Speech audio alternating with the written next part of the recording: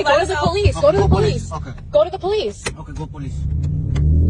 Go police. 50,000. No, IDR. $50. No, $50. No. Sir, can you let us out, please? You need to let us out of the car. What? Can you let us out? You need to let us out of the car. You didn't even bring us to our location. No.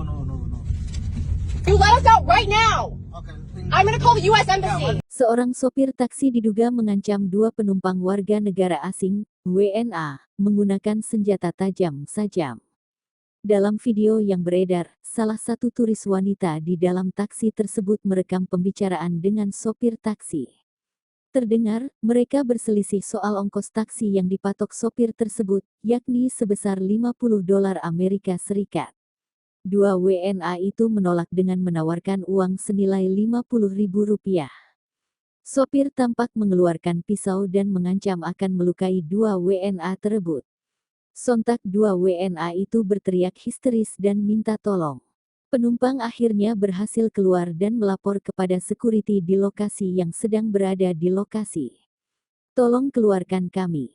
Cuma itu yang kami punya. Tolong," kata salah satu WNA itu. Kepala Polisi Resor Kapolres Badung AKBP Teguh Priyowasono mengatakan lokasi kejadian dalam video tersebut adalah di sepanjang rute perjalanan Jalan Kayu Aya, Kelurahan Seminyak, Kecamatan Kuta, Kabupaten Badung, Bali.